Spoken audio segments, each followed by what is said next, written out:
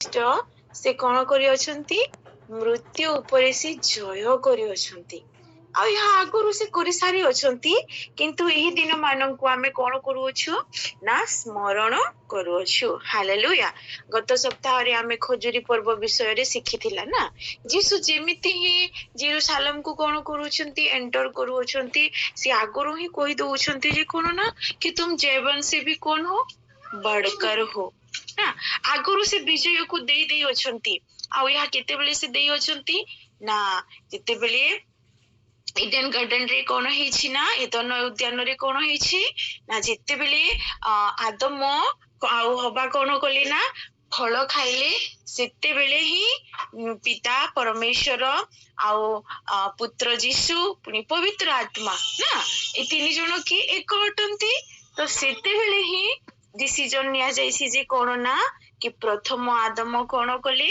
परमेश्वरंकर mission को God को plan को से कोन करि पारले नाही पूरा करि पारले नाही एनु करी प्रभु पुनी भाबिले पिता पुनी भाबिले कोन ना कि ना मो मध्य कोन हे कि जीबी मो मध्य मनीष हे कि जीबी बोधे मोर व्यवस्था मोर नियम तांकु बहुत कठिन लागिथिबो आ एनु करी से पुत्र रूप धारण करी आसिले ना आ समस्त पाप को कोन कले से समस्त पाप को क्रूसरी से निज रक्त दे हम मान पाप को सी बोही नेले आ बोही नेला परे कोन कि जे भी हो ना जन्म हेला परे मृत्यु को फेस करंती ना हाँ?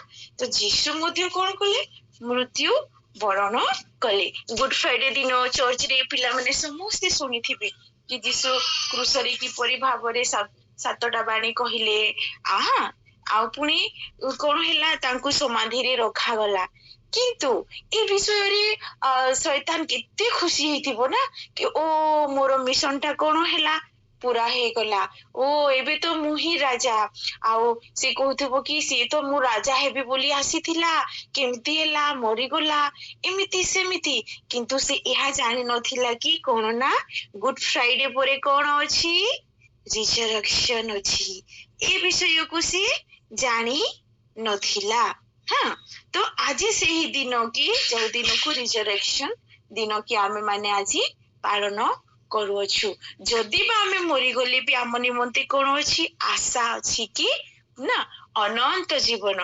कि जीसु कोन कहिले मो पुनरुत्थान जीवन कहिले हालेलुया पुनी आ गुटे विषय आमे देखिबा मो आपन तो मान को गुटे सुंदर कहानी टी कहबा पई चाहे एमती संडे स्कूल पिला माने तम परी गुटे एमती संडे स्कूल पिला थिला हैला तांको टीचर कहले कि तुमे कोन करो ना एमती रिजरेक्शन डे रे अनेक लोक कहंती कि याकू ईस्टर बोली कहंती किंतु हमें ईस्टर बोली कहबा नाही काहे कि कहबा नाही ईस्टर जे होची से रोमन मान को गोटे तांकर जो माने तांकर गॉड को से माने मानुथिले ताकू ईस्टर बोली से माने कहूथिले हैला आ एबे त माने बुझी परिबो नाही सेट से विषय हम कहबी नाही हैला ठीक अछि तो टीचर तांको कोन कली ना नाए रिजरेक्शन डे आसुछि आ समस्त कोन करिवो ना अंडा गोटे गोटे नेकी आसीबो तो सेत मितर गोटे छुआ कहला कि ए अंडा नेकी आसिले हमें कोन करबा कहि कि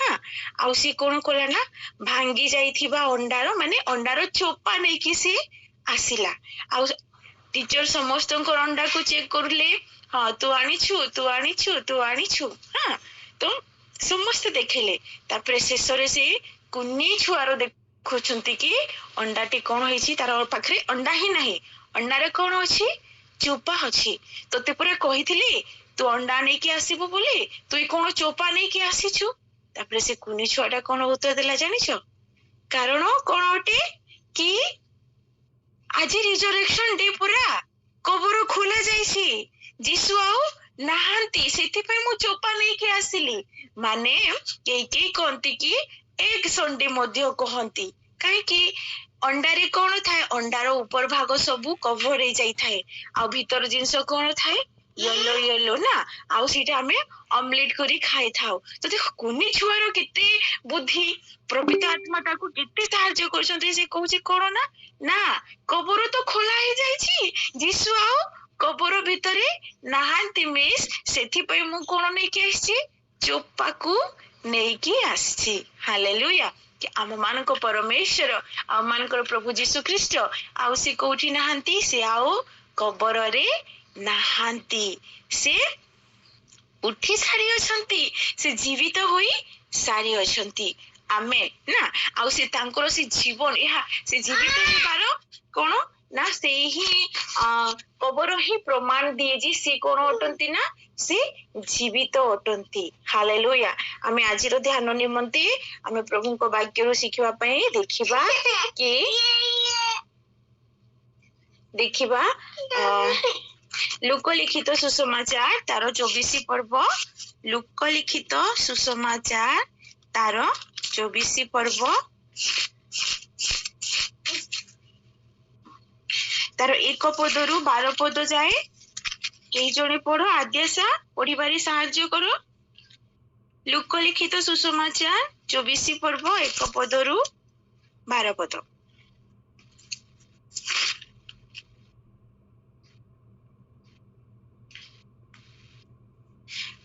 ଆଦ୍ୟାଶା ଶୁଭା ଯାଉଛି? କେହି ଜଣେ ହେଲେ ଆଉ ବିଶ୍ରାମ ବାରରେ ସେମାନେ ବିଧି ଅନୁସାରେ ବିଶ୍ରାମ କଲେ। କିନ୍ତୁ ସପ୍ତାହର ପ୍ରଥମ ଦିନର ଅତି ପ୍ରତ୍ୟୁଷରେ ସେମାନେ ସେମାନଙ୍କର ପ୍ରସ୍ତୁତ ସୁଗନ୍ଧି ଦ୍ରବ୍ୟ ଘେନି ସମାଧି ନିକଟକୁ ଗଲେ। ପୁଣି ସେମାନେ ସମାଧିରୁ ପଥରଟା ଗଡ଼ାଇ ଦିଆଯାଇଥିବା ଦେଖିଲେ। କିନ୍ତୁ ଭିତରକୁ ଯାଇ ପ୍ରଭୁ ଯୀଶୁଙ୍କ ଶରୀର ପାଇଲେ ନାହିଁ। ଆଉ ସେମାନେ ସେ ସମ୍ବନ୍ଧରେ ହତବୁଦ୍ଧି ହେଉଅଛନ୍ତି। ଏପରି ସମୟରେ ଦେଖ, ଉଜ୍ଜ୍ୱଳ ବସ୍ତ୍ର ପରିହିତ 2 ଜଣ ବ୍ୟକ୍ତି ସେମାନଙ୍କ ନିକଟରେ ଉପସ୍ଥିତ ହେଲେ। ସେଥିରେ ସେମାନେ ଭୀତ ହୋଇ ଅଧୁମୁଖ ହୁଅନ୍ତେ ସେମାନେ ସେମାନଙ୍କୁ କହିଲେ, ମୃତମାନଙ୍କ ମଧ୍ୟରେ ତୁମ୍ଭେମାନେ କାହିଁକି ଜୀବିତଙ୍କର ଅନ୍ୱେଷଣ କରୁଅଛ? ସେ ଏଠାରେ ନାହାନ୍ତି, ମାତ୍ର ଉଠି ଆସିଛନ୍ତି। ମନୁଷ୍ୟ ପୁତ୍ରକୁ ଯେ ଅବଶ୍ୟ ପାପୀମାନଙ୍କ ହସ୍ତରେ ସମର୍ପିତ ହୋଇ କ୍ରୁଶରେ ହତ ହେବାକୁ ଓ ତୃତୀୟ ଦିନରେ ପୁନରୁତ୍ଥାନ କରିବାକୁ ହେବ। ଏହି ଯେଉଁ ବାକ୍ୟ ସେ ଗାଲିଲରେ ଥିବା ସନ୍ଦେହରେ ସେମାନଙ୍କୁ କହିଥିଲେ ତାହା ଶ୍ରବଣ କର। ସେଥିରେ ସେମାନେ ତାହାଙ୍କ ବାକ୍ୟ ସ୍ମରଣ କଲେ। ପୁଣି ସମାଧିରୁ ବାହାରି ଯାଇ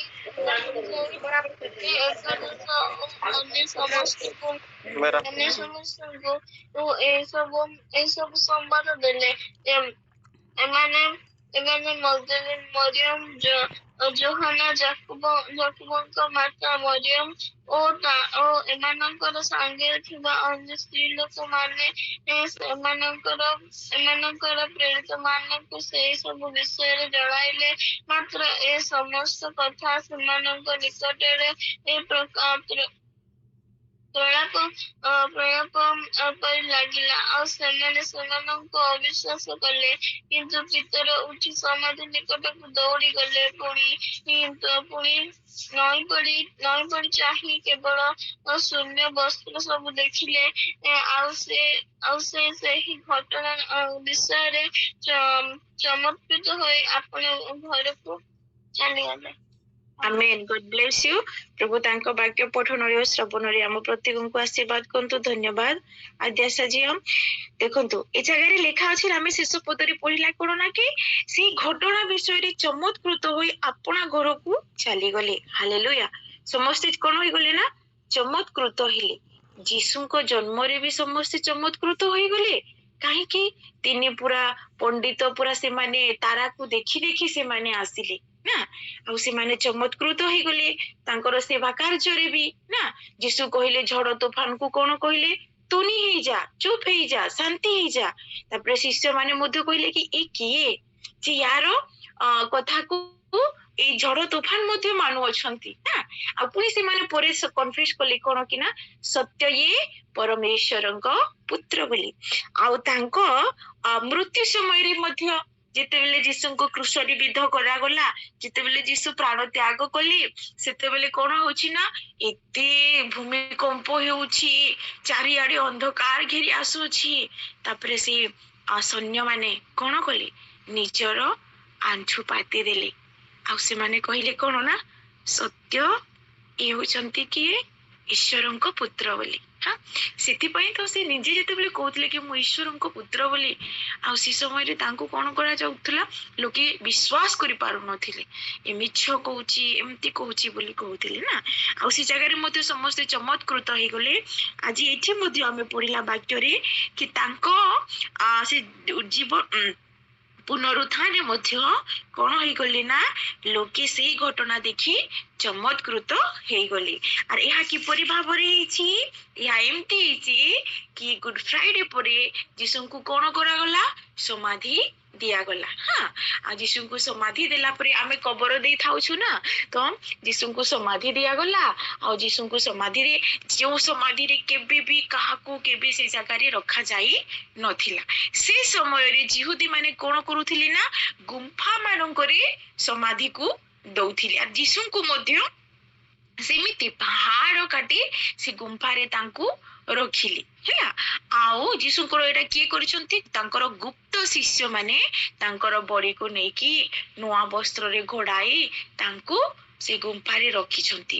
ଆଉ କିଏ ଆମ ମାନଙ୍କ ଈଶ୍ୱରକୁ ନେଇଯିବ, ଏତେ ରାଜନୀତି ଚାଲୁଥିଲା ଯେ କିଏ ନେଇଯିବ ବୋଲି ସେମାନେ ଗୋଟେ ବଡ ପଥରକୁ କଣ କରିଦେଲେ ନା ବନ୍ଦ କରି ରଖିଦେଇ ଅଛନ୍ତି। ହଁ, ଆଉ ଆର ଦିନ କଣ ହଉଛି ନା ଯୀଶୁଙ୍କୁ ଜିହୁଦୀ ରୀତି ଅନୁସାରେ କଣ କରାଯାଏ ନା, କେହି ମୃତ ବ୍ୟକ୍ତିଙ୍କୁ ଇତ୍ର ମାନେ ପରଫ୍ୟୁମ କହୁଛୁ ଆମେ ନା, ଆଉ ଇତ୍ର ତାର ପରଫ୍ୟୁମ ରୁ ବି ଆହୁରି ବଢିଆ ଜିନିଷ, ଯାହାକୁ କି ଏତେ ବାସ୍ନା ଦଉଥିବ, ମାଲିସ କରାଯାଏ, ମାନେ ବଡି ମାନଙ୍କୁ ସେଇଟା ମାଲିସ କରାଯାଏ ତାକି ଯୀଶୁଙ୍କ ବଡି କଣ ହେବ ନାହିଁ, ଖରାପ ହେବ ନାହିଁ। ମାନେ ସେ ସମୟରେ ପରିସ୍ଥିତି ଏପରି ଭାବରେ ଥିଲା ଯେ ପିଲାମାନେ, ଆମେ ଭାବିଲେ ମଧ୍ୟ ଯେମିତି ଆମ ଲାଇଫରେ କରୋନା ଆସିଥିଲା, କେମିତି ଆମେ ସମସ୍ତେ ଭୟରେ ଡରରେ ଲକଡାଉନ ହେଇଯାଇଥିଲା, ସେ ତ କିଛି ନୁହଁ, କିନ୍ତୁ ଏଇଟା ଭୟଙ୍କର ପରିସ୍ଥିତି ଥିଲା କି ଯୀଶୁଙ୍କୁ କଣ କରି ଦିଆଯାଇଛି, ମାରି ଦିଆଯାଇଛି। ଯୀଶୁ ଅଲରେଡି ସମସ୍ତଙ୍କ ମନରେ ଏଇଟା ଥିଲା କି ମରିଯାଇ ସାରିଛନ୍ତି ନା, ଆଉ କିଛି ହବ ନାହିଁ। ଶୈତାନ ବି ଏପଟେ ସେ କଣ କରୁଛି, ତାର ସେଲିବ୍ରେଟ କରୁଛି, ସେ ନାଚୁଛି ଗାଉଛି, ମୁଁ ଏବେ ରାଜା, ହେ ମୋ ହାତରେ ସବୁ କିଛି ଆସିଲା। ଆଉ ତ ଯୀଶୁର ଉଠିବାର କିଛି ଚାନ୍ସ ହିଁ ନାହିଁ ନା। ଆଉ ଯେତେବେଳେ ଏଇ ବିଷୟକୁ ଭାବୁଛନ୍ତି, ଆଉ କି ଯୋହନ ଲିଖିତ, ଯୋହନ 21 ପର୍ବରେ ଲେଖା ଅଛି କି ମରିୟମ ଅତି ପ୍ରତ୍ୟୁଷରେ, ଯେମିତି ଆମେ ଆର୍ଲି ମର୍ଣ୍ଣିଂ ରେ ଉଠି ଥାଉଛୁ ନା ପ୍ରାର୍ଥନା ପାଇଁ, ଠିକ ସେ ସମୟରେ କଣ କରାଯାଉଛି ନା କିଛି ସ୍ତ୍ରୀ ଲୋକମାନେ ଯୀଶୁଙ୍କ ମାତା ମଗଦଲିନୀ ମରିୟମ, ଆହୁରି ଯାକୁବ ଯୋହନଙ୍କ ମାତା ମରିୟମ, ସେମାନେ ସମସ୍ତେ ଯାଇ କଣ କରୁଛନ୍ତି ନା, ଆଉ ଅନ୍ୟ ସ୍ତ୍ରୀ ମାନେ ଯାଇକି ସେ ସମାଧିକୁ ସେମାନେ ଯାଉଅଛନ୍ତି।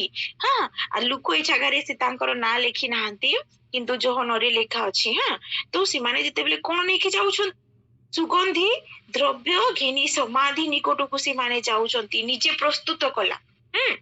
ଆଉ ସେମାନେ ପୁଣି କଣ କରୁଛନ୍ତି ନା ସମାଧିରୁ ଦେଖୁଛନ୍ତି କି ପଥରଟା ଯେଉଁ ଗଡାଇ ଦିଆଯାଇଥିବା ଦେଖୁଛନ୍ତି କି ପଥର ଆଉ ନାହିଁ, ଯୋଉ ପଥର, ଏତେ ବଡ ପଥର ସେ ଜାଗାରେ ରଖାଯାଇଥିଲା, ସେ ପଥର ଆଉ ନାହିଁ, ତାହା ବନ୍ଦ ଖୋଲା ଯାଇଅଛି। ହାଲେଲୁୟା।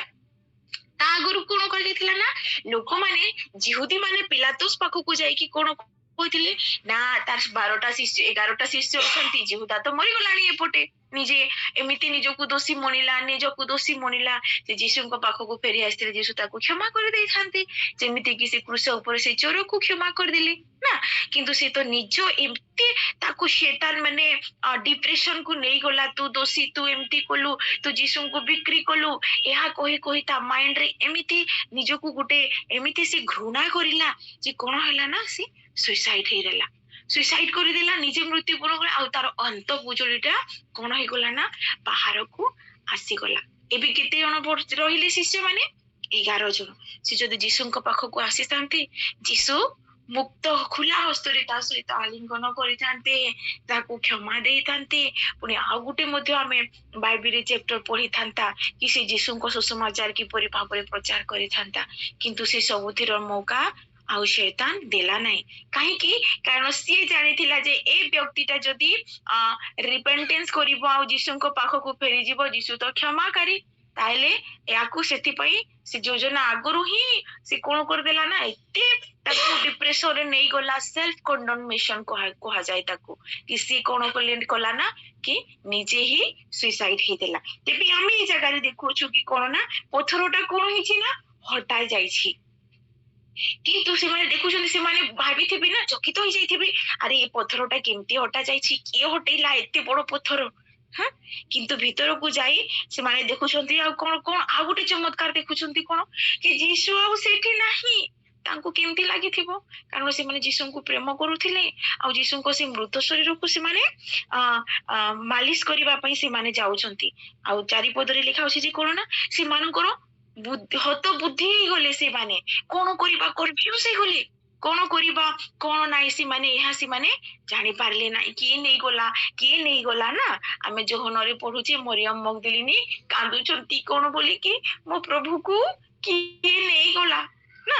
ଆଉ ଯୀଶୁ ତାଙ୍କୁ ଯେତେବେଳେ ସାକ୍ଷାତ କରୁଛନ୍ତି, ସେ କହୁଛନ୍ତି କି ହେ ଗୁରୁ, ତମେ ଯଦି ମୋର ପ୍ରଭୁକେ ଦେଖିଛ ବୋଲି ସେ ପଚାରୁଛନ୍ତି। କିନ୍ତୁ ଏଇ ଜାଗାରେ କଣ ନା କି ଦେଖୁ ଅନ୍ୟ କିଛି ହଉଛି, କଣ ହଉଛି ନା, ଉଜ୍ଜଳ ବସ୍ତ୍ର ପରିହିତ 2 ଜଣ ବ୍ୟକ୍ତି ସେମାନଙ୍କ ନିକଟରେ ଉପସ୍ଥିତ ହେଲେ। ଯୀଶୁଙ୍କ ଯୋଉଠାରେ ଯୀଶୁଙ୍କୁ ସମାଧି ଦିଆଯାଇଥିଲା, ସେ ଉଜ୍ଜଳ ବସ୍ତ୍ର ପରିହିତା ବ୍ୟକ୍ତି ମାନେ କିଏ?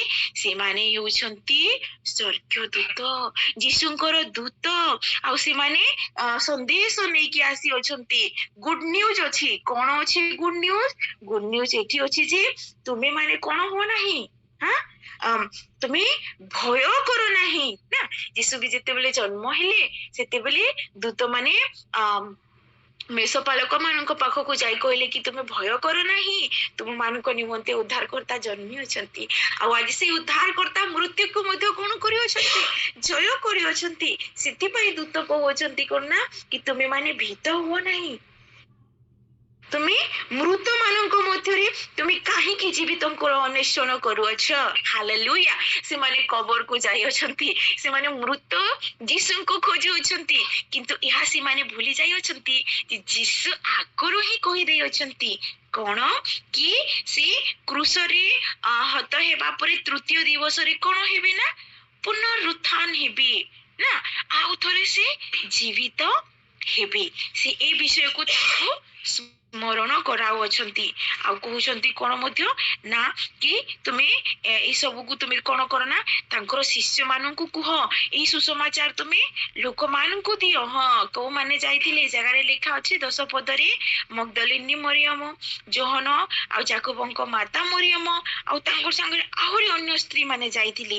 ଆଉ ସେମାନେ କଣ କରୁଅଛନ୍ତି ନା, 11 ପଦରେ ଲେଖା ଅଛି, ମାତ୍ର ଏଇ ସମସ୍ତ କଥା ସେମାନଙ୍କ ନିକଟରେ ପ୍ରଳାପ ପରି ଲାଗିଲା, ଆଉ ସେମାନେ ସେମାନଙ୍କୁ ଅବିଶ୍ୱାସ କଲେ। ଦେଖ, ଯୀଶୁ ତ ଆଗରୁ କହିଦଉଛନ୍ତି ବିଶ୍ୱାସ କରିବା ନା। ଏ ଜାଗାରେ ଭୟଙ୍କର ଅଟେ କି ସେମାନେ ଯୀଶୁଙ୍କ ମୃତ ଶରୀର ତାଙ୍କୁ ଦରକାର। ଯୀଶୁ ଜୀବିତ ହୋଇଛନ୍ତି, ତମେ ମାନେ ଖୁସି ନା? ତୁମକୁ ଯୀଶୁଙ୍କ ମୃତ ଶରୀର ଦରକାର।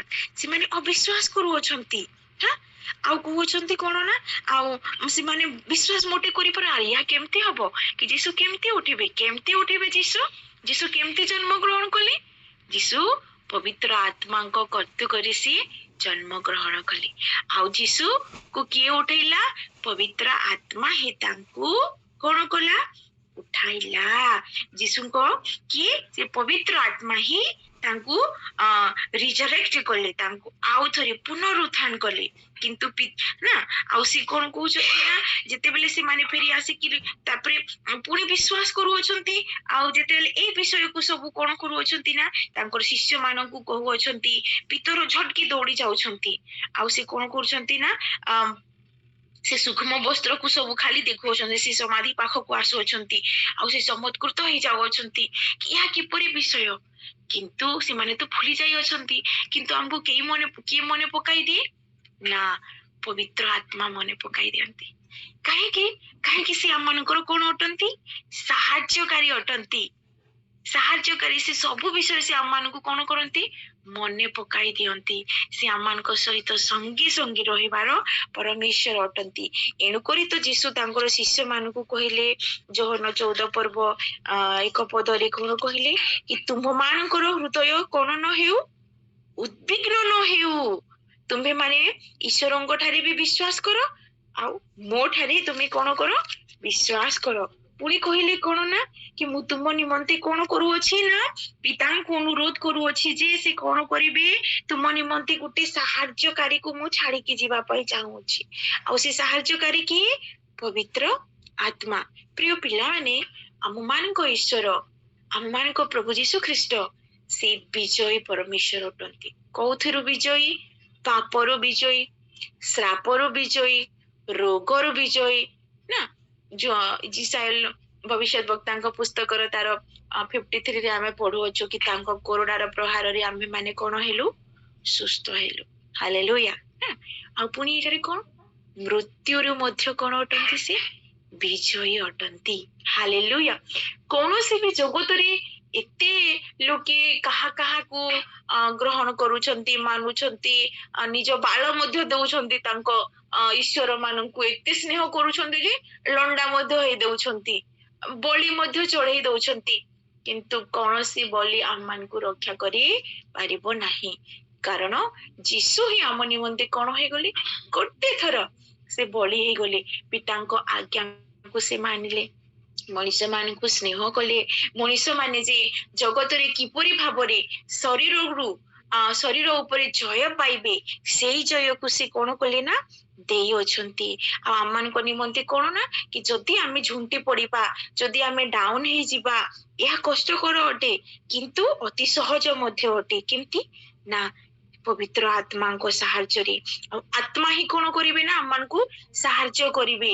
କାରଣ ଆମମାନଙ୍କ ପରମେଶ୍ୱର କଣ ଅଟନ୍ତି ବିଜୟୀ ପରମେଶ୍ୱର ଅଟନ୍ତି। ସେ ଆଗରୁ ହିଁ ଆମମାନଙ୍କୁ ବିଜୟ ଦେଇଅଛନ୍ତି।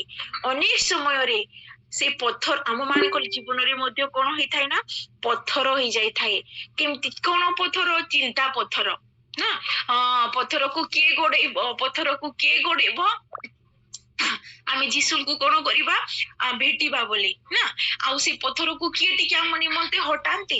ଆହୁରି ଅନ୍ୟ ସୁସମାଚାରରେ ଏମିତି ଅଛି, ଲେଖା ଅଛି କି ସେ ସ୍ତ୍ରୀ ଲୋକମାନେ କେବଳ ଯାଇଛନ୍ତି, ଆରେ ଏତେ ବଡ ପଥରକୁ ଅଙ୍କଲ ମାନେ କି ଭାଇ ମାନେ ସିନା ହଟେଇ ପାରିବେ ନା, କିନ୍ତୁ ଆମ ନିମନ୍ତେ ଆଗରୁ ହିଁ କଣ ହେଇଯାଇଛି ପଥର ହଟାଇ ଦିଆଯାଇଅଛି। ମାନେ ଦୁଃଖ କଷ୍ଟ ତମ ମାନଙ୍କ ପରୀକ୍ଷା ହେଉ, ସବଜେକ୍ଟ ହେଉ କି ଜୀବନରେ ବଞ୍ଚିବା ନିମନ୍ତେ ହେଉ, ଯୀଶୁ ଆଗରୁ ହିଁ ଆମ ନିମନ୍ତେ ସେ ରାସ୍ତା କରିଦେଇଅଛନ୍ତି। ଆଗରୁ ହିଁ ସେ ଆମମାନଙ୍କୁ ପବିତ୍ର ଆତ୍ମା ଦେଇଅଛନ୍ତି। ହାଲେଲୁୟା। ସେ କିପରି ପ୍ରେମୀ ପରମେଶ୍ୱର ଅଟନ୍ତି ପିଲାମାନେ। ଆଉ ଆମେ କାହାର ଆରାଧନା କରୁଅଛୁ ନା ଆମେ ଜୀବିତ ଈଶ୍ୱର ଆରାଧନା କରୁଅଛୁ। ସେ କଥା କୁହନ୍ତି, ମୋ କଥା ଶୁଣନ୍ତି, ପୁଣି ମତେ ଡାକନ୍ତି, ମତେ ସ୍ନେହ କରନ୍ତି।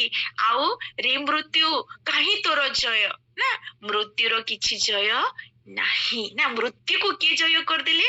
ଯୀଶୁ ଜୟ କରିଦେଲେ। ପାପକୁ କିଏ ଜୟ କଲେ? ଯୀଶୁ ଜୟ କଲେ। ତ ଯଦି ଆମେ କହୁନା ୟାର ମା ପୁରା ଏମିତି ଟ୍ୟାଲେଣ୍ଟେଡ ଥିଲା, ସେଥିପାଇଁ ତା ମା ଆର ଟ୍ୟାଲେଣ୍ଟ ଆଣିଛି, ତା ମା ପରି ଦେଖା ଯାଉଛି, ତା ବାପା ପରି ଦେଖା ଯାଉଛି, ତା ବାପା ଏମିତି କ୍ରିକେଟ ଖେଲୁଥିଲା, ଏମିତି ପାଠ ପଢୁଥିଲା, ତ ଆମେ ମାନେ ମଧ୍ୟ କାହାର ଅଟୁ? ଯୀଶୁଙ୍କର ସନ୍ତାନ ଅଟୁ ନା। ଆମେ ସେ କହିଲେ କଣ ନା କି ଆସ ସୃଷ୍ଟିରେ କି ଆମେ ମଣିଷକୁ ନିଜ ସଦୃଶ୍ୟରେ କଣ କରିବା ନିର୍ମାଣ କରିବା। ଏଣୁକରି ଜୟ ମଧ୍ୟ କାହାର ଅଟେ? ଆମର ଅଟେ। ଆମର ଆଶିଷ ଭାଇ ସବୁବେଳେ ସେ ଗୀତକୁ ଗାଆନ୍ତି କି ମୁଁ ତ ଯୀଶୁର ପିଲା ସବୁବେଳେ ସର୍ଦା ସର୍ଦା। ସେଥିଲାଗି ସେ ସେଇ ଗୀତକୁ ସେ ଗାଆନ୍ତି, ମାନେ ଖୁସିରେ ଗାଆନ୍ତି। ସବୁବେଳେ ମୁଁ ଏଇ ଗୀତକୁ ଗାଇବି କହେ, ଖୁସି ବେଲେ ଦୁଃଖ ବେଲେ ସେ ବହୁତ ସୁନ୍ଦର ଗାଆନ୍ତି ପିଲାମାନେ। ତ ଏଣୁକରି ଜୟ କାହାର? ଆମର। କୌଣସି ବିଷୟ ଆମମାନଙ୍କୁ ଜୟରୁ ବିଜୟରୁ ସେ ଆମମାନଙ୍କୁ କେବେ ବି ଅଟକାଇ ରଖିପାରିବ ନାହିଁ। ଆମ ମାନଙ୍କର ଜୀବନର ସେ ପଥରକୁ ଆଜି ଆମେ କଣ କରିବା? ଆମେ ଭାବିବା ନାହିଁ କି ଆମ ଲାଇଫରେ ପଥର ଅଛି ନା। ଆମ ଲାଇଫରେ କଣ ଅଛି ନା ଅଲରେଡି ପଥରକୁ ହଟାଇ ଦିଆଯାଇଛି। ସମାଧି କଣ ହେଇଯାଇଅଛି? ଖାଲି ହେଇଯାଇଛି। ବାକ୍ୟ ମାନଙ୍କୁ ସାବିତ କରେ କି ଯୀଶୁ କଣ ଅଟନ୍ତି? ବିଜୟୀ ପରମେଶ୍ୱର ଅଟନ୍ତି। କେହି ବି ଯେତେ ବି ଈଶ୍ୱର ଆସିଲେ ଯେତେ ବି ଈଶ୍ୱରକୁ ମାନୁଛନ୍ତି ଲୋକମାନେ 12 ମାସରେ 13ଟା ପର୍ବ ମାନୁଛନ୍ତି, କେତେ କେତେ କୋଟି ଦେବାଦେବୀଙ୍କୁ ମାନୁଛନ୍ତି।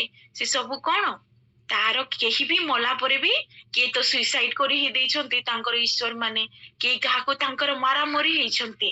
କିନ୍ତୁ ଯୀଶୁ କଣ କରିଅଛନ୍ତି ନା ସେ ମୃତ୍ୟୁକୁ ଜୟ କରିଅଛନ୍ତି। ତ ଆମେ ମାନେ ବି କଣ କାହାର ଅଟୁ? ଆମେ ବିଜୟ ସନ୍ତାନ ଅଟୁ ନା, ଆମେ ବିଜୟ ସନ୍ତାନ ଅଟୁ। ସବୁ ବିଷୟ ନିମନ୍ତେ ରୋଗ ଶ୍ରାପ ପାଠ ପଢିବାରେ ଏଇ ଜଗତରେ କେମିତି ଆମେ ଚଳିବା ସେ ସବୁ ବିଷୟରେ ପ୍ରଭୁ ଆମମାନଙ୍କୁ ଜୟ ଦେଇଅଛନ୍ତି। ଏଣୁକରି ଆମେ ବିଜୟର ସନ୍ତାନ। ତ ଜୟ କାହାର ଅଟେ? ଆମ ମାନଙ୍କର ଅଟେ। ଜୟ କାହାର ଅଟେ? ଜୟ ଆମ ମାନଙ୍କର ଅଟେ। ଆମେ ଆଉ ସେ ମୃତକୁ ଶରୀରକୁ ଲୋକେ ଯେମିତି ଖୋଜିବାକୁ ଗଲେ ସେମିତି ନାହିଁ। ଆମେ ଜୀବିତ ମାନଙ୍କ ମଧ୍ୟରେ ମୃତ୍ୟୁକୁ କାହିଁକି ଆମେ ଖୋଜିବା? କାରଣ ଆମ ମାନଙ୍କ ଈଶ୍ୱର ବିଜୟୀ ପରମେଶ୍ୱର ଅଟନ୍ତି। ଏଣୁକରି ଏ କଥାକୁ ଏ ବିଷୟକୁ ଆମ ମାନଙ୍କୁ ବିଶ୍ୱାସ କରିବା ବହୁତ ଆବଶ୍ୟକ ଅଟେ। ହଁ, ମୁଁ ତମ ମାନଙ୍କ ପାଇଁ ଗୋଟେ କବିତା କହିବି, ତାପରେ ସମାପ୍ତ କରିବି। किया है मसीह ने पाक मुझे, किया है मसीह ने पाक मुझे, अब ना होंगी शर्मिंदा, अब ना होंगी शर्मिंदा, कब्र में ना ढूंढो मेरे यीशु को, वो हुआ है मुर्दों में से जिंदा। कब्र में ना ढूंढो मेरे मसीह को, वो हुआ है मुर्दों में से जिंदा। ଆମ ମାନଙ୍କ ପରମେଶ୍ୱର ଜିନ୍ଦା ହିଁ ଅଛନ୍ତି, ମୃତ୍ୟୁକୁ ସେ ଜୟ କରିଦେଇ ଅଛନ୍ତି। ଏଣୁକରି ଆମେ ବିଜୟ ସନ୍ତାନ। ଆମେ ସବୁବେଳେ ଆମ ଜୀବନରେ ଯଦି କମ ନମ୍ବର ଆସିଲା ବେଳେ ବି ଆମେ ବିଜୟର ସନ୍ତାନ ଅଟୁ। ଆମ ଜୀବନରେ ଯାହା ଆସିଲା ବେଳେ ବି ଆମେ ଜୟ ଆମର। ପ୍ରଭୁ ଆମ ସମସ୍ତଙ୍କୁ ଆଶୀର୍ବାଦ କରନ୍ତୁ। ଗଡ୍ ବ୍ଲେସ ୟୁ। ଆମେନ୍।